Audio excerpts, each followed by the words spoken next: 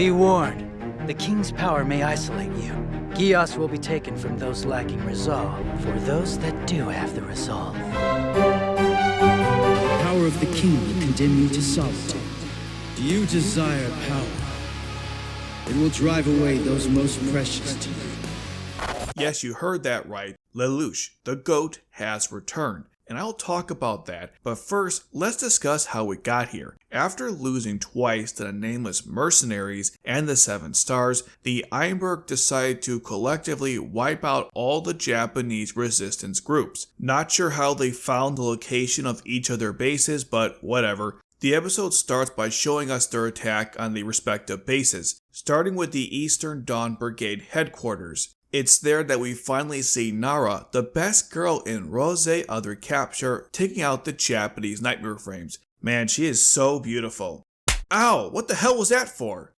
Alright, sorry. Anyways, everyone seems aware of Nara, so Tomi calls for a retreat. Also, Nara's introduction is similar to Cornelia's from Stage 5. Then we move to the North Wolf Army headquarters, where they are also battling the Ironberg. Their leader, Iwamoto, orders everyone to evacuate the base, but unfortunately, Scissorman, or should I say Christoph Scissorman, an Ironberg member, attacks many of the fleeing forces. Then we see the next Ironberg member, Lot, who attacks the Seven Shining Stars base. Oda and the other members get ready to intercept his forces. Meanwhile, Roze and Kuroto are discussing their counter plans in a van, and once she's ready, Roze tells everyone to begin Operation Rat Trap. Call me Rat Trap.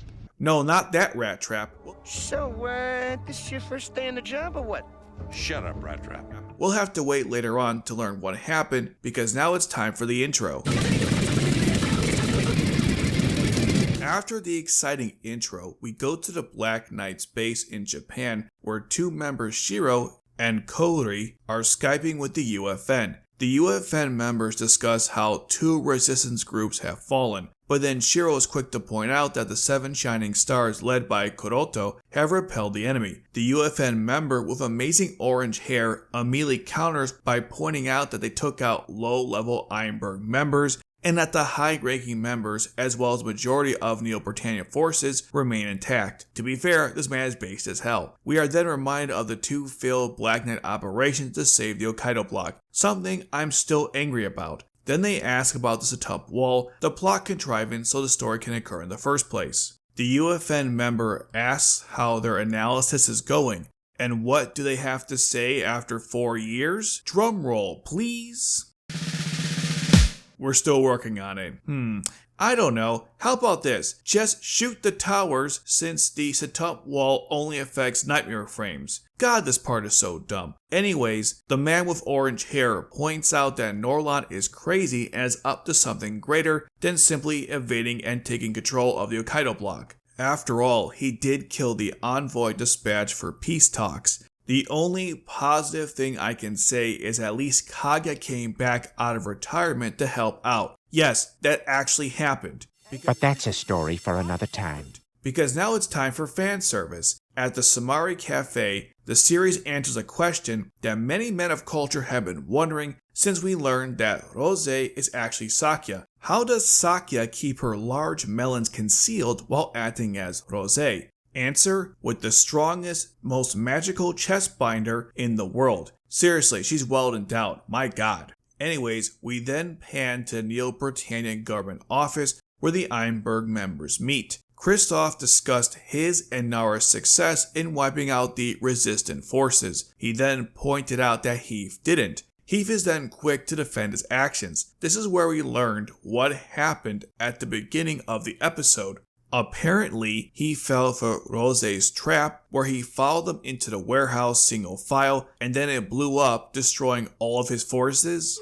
What an idiot! Oh, what a loser! Somehow during this, he starts panicking and freaking out. I think Norlon was doing something to him. Norlon then tells Heath to vanish, so later that night he killed himself. What a waste. And the worst part? I don't care! The next day, Christoph talks to Norlon about losing Heath and that they need to recruit more members. They passed Natalia during this conversation, so of course he asked her if she'd be interested in joining them. Natalia just ignores him. We learn through Kristoff that Natalia was Princess Sherry's aide, the only daughter of the Luxembourg family, create a smaller version of the Saz, which Norlon approved, leads the family, and takes care of Callus, especially after protecting him from a terrorist attack, and most importantly has crazy hair. Okay, he didn't say that last part, but that's just my observation. I mean, look at it.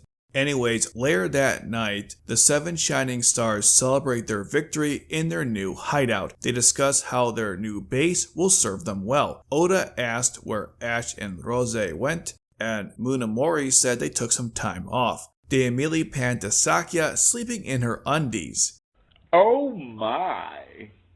We get 2 perspectives of what the characters are doing on their time off. Ash is working out and taking care of his pets, while Sakuya sleeps erotically, only for Mei to later wake her up. And all I can say is, damn. Ash goes out to get more pet food, and Sakuya meets with Natalia in the cafe. Sakuya shows off her necklace, and they discuss Sakura's location. Also, Mei had to leave to get some raspberry pie. This will become relevant later. Natalia was thinking of asking Callus to arrange a meeting with Sakura, but doesn't want to endanger his life. At this point, she doesn't know where Sakura is being held. When they talk about this, they also show Callus dubbing Norlon as a knight.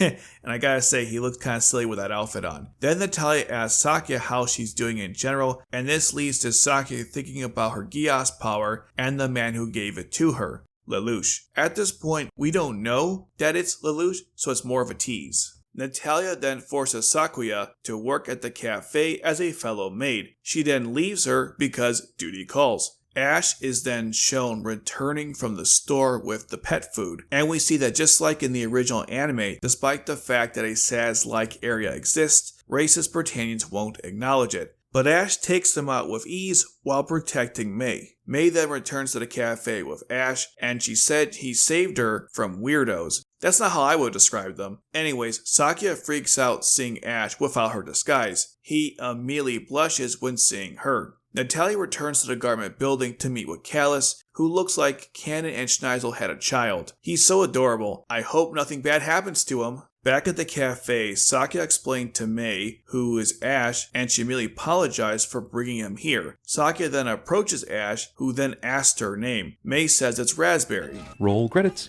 He then proceeded to ask her a bunch of questions, like what food she likes to eat and so forth. The man is trying to flirt with her, I think. Sakuya notes how she's never seen him this talkative before, and he somehow hasn't figured out that she's Roze in disguise. After this, we go back to Natalia and Callus. Callus is too scared of the Japanese people to visit the Samari Cafe. To be honest, I don't blame him after what happened when he was traveling. So Natalia suggests making a cafe here, and Callus likes his idea. He really is so adorable. I just hope nothing bad happens to him. After his 10th cup of coffee, Ash continues to talk to Sakuya. She then remembered a time when Ash talked about killing her father. Now he realized it was getting late, so Ash left. Sakuya looks forward to his return. It is once again time for fan service because Catherine introduces herself to Sakura, bending her body in every way possible so we get every angle of her large bust. Apparently she has to watch Sakura and hates her. I get it, she's hot. Let's hope we get some actual characterization and development from Catherine in the future. The only good part here is that Sakura is doing a great job acting as Sakuya's body double. Next comes a scene with Stanley and Norlon, where he gives Norlon his progress on whatever he's working on. Stanley needs more time, and Norlon will give it to him. After finishing her shift, Sakuya travels with Natalia. Natalia thinks back to when Sakuya ran to her mansion during a rainy night. Then Mei and her assure Sakuya that they will do what they can to save Sakura. The sun then goes down and oh no, Callus is dead!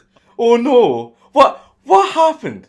Oh no, how terrible! That's just awful! How terrible! Oh no! Apparently Norlon poisoned him. Back at the 7 Shining Stars base, they reveal new nightmare frames they got from the Black Knights, including the Z Artemis. a Nightmare Frameway float unit so Roze can assist Ash on missions. Considering the Satump wall prevents Nightmare frames with float units from working, all I gotta say is Roze of the Recapture? You got some explaining to do, partner.